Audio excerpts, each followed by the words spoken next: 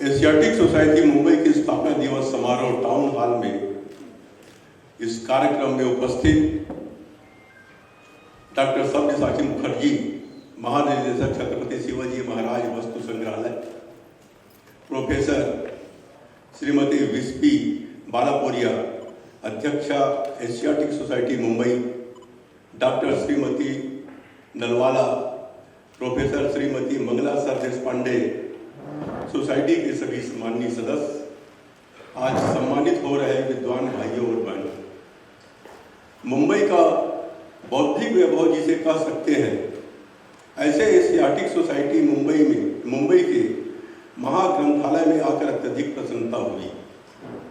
महाराष्ट्र राज्य के राज्यपाल होने के नाते मैं एशियाटिक सोसाइटी ऑफ मुंबई का मुख्य संरक्षक भी हूँ।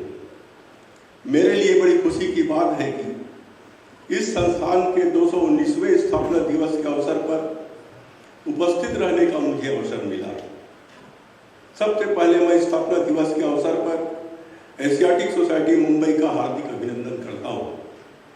200 वर्ष पहले इस संस्था की सुंदर वास्तु का निर्माण पूरा होने पर एशियाटिक सोसाइटी के अध्यक्ष तथा मुंबई के गवर्नर जॉन माल्कम ने कहा था कि वित्तीय कठिनाइयों के बीच भी ज्ञान प्राप्ति और प्रसार के लिए कोई भी सुविधा देना वास्तव में सच्ची बुद्धिमानी है और उज्जवल भविष्य के लिए निवेश है। आज एशियाटिक सोसाइटी मुंबई यह संस्थान पौर्वात्य कला, विज्ञान और साहित्य का अध्ययन और अनुसंधान का एक खजाना है।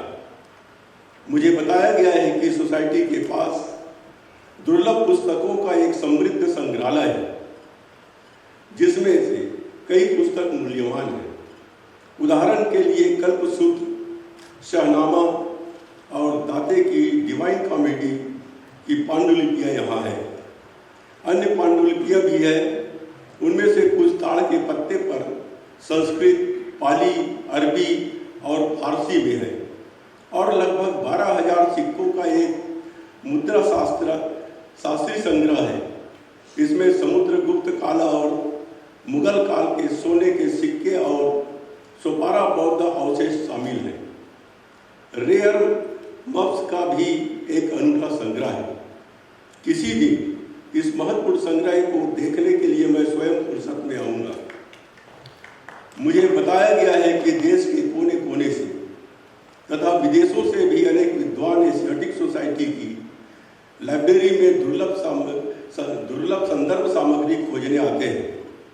जानकर खुशी हुई कि इस लाइब्रेरी में भारत रत्न महामहोपाध्याय doctor PB. Kane, doctor Bhaudaji लाड, रामकृष्ण गोपाल भंडारकर और पंडित भगवान लाल इंद्र जी जैसे विद्वान लोग जुड़े थे और उन्होंने सोसाइटी के तत्वाधान में उत्कृष्ट शोध किया है।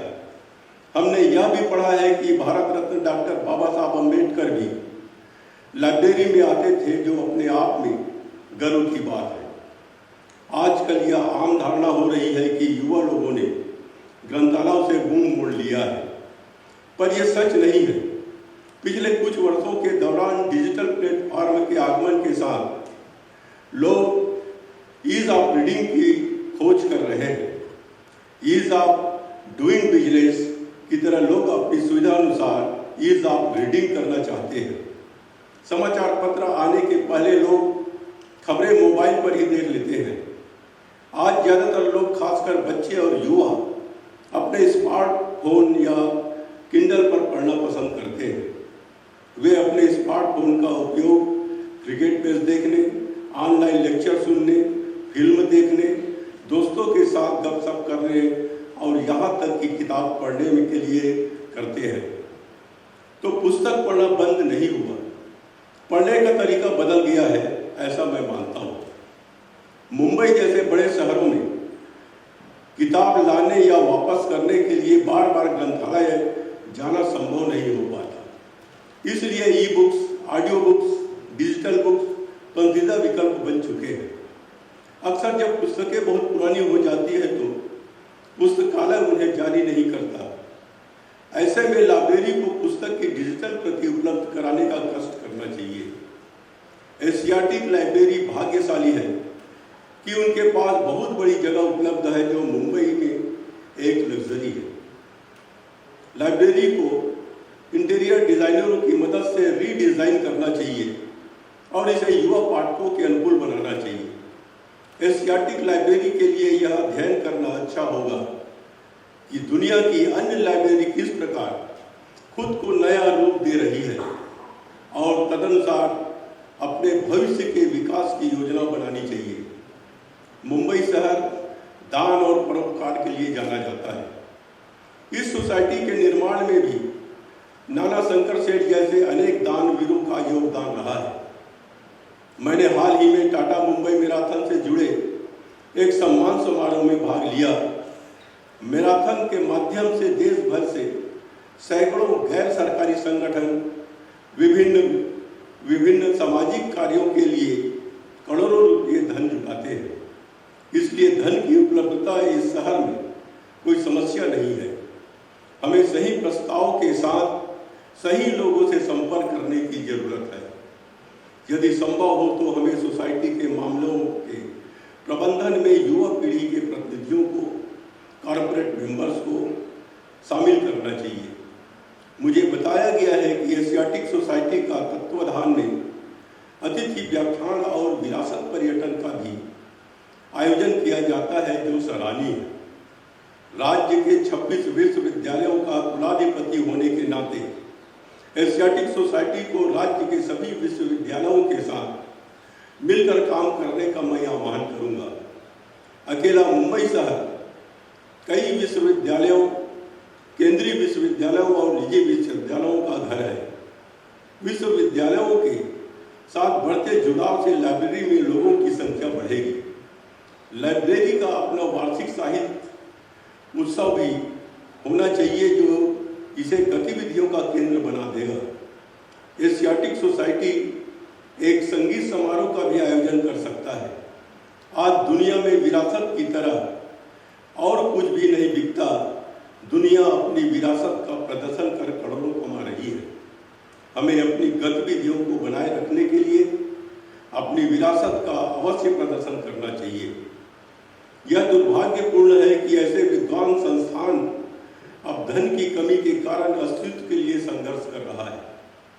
यह महत्वपूर्ण है कि हमें लाभार्थियों, कॉर्पोरेट्स और शुभचिंतकों के दान आकर्षित करने के लिए हर संभव प्रयास करना चाहिए। जानकर खुशी हुई कि महाराष्ट्र सरकार ने डिजिटलीकरण के दूसरे चरण के लिए सोसाइटी को महत्वपूर्ण योगदान दिया है। इसने सोसाइटी को एक वेब पोर्टल स्थापित करने में सक्षम बनाया है, जिसने भारत और विदेश के विद्वानों को शोध सामग्री तक पहुंचाने में सक्षम बनाया है। यदि संस्कृति मंत्रालय के वार्षिक अनुदान को बढ़ाकर 3 करोड़ या 5 करोड़ करने के संबंध में सोसाइटी केंद्र सरकार को प्रस्ताव भेजती है, तो मैं संबंधितों के साथ इस पर अवश्य बात करूंगा।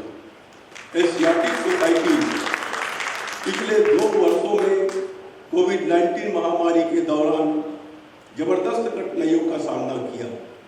कर्मचारियों को सैलरी भुगतान करने में कठिनाई हुई, लोगों को लाइब्रेरी आने में दिक्कत हुई, लेकिन बुरा समय अब हमारे पीछे है। आइए हम सब मिलकर एशियाटिक सोसाइटी ऑफ मुंबई को फिर से महान बनाएं। एशियाटिक सोसाइटी वास्तव में भाग्यशाली है कि उसे भारत के जाने माने विद्वान, इतिहासकार, लेखक और संपादक उसके अध्यक्ष के रूप में मिले।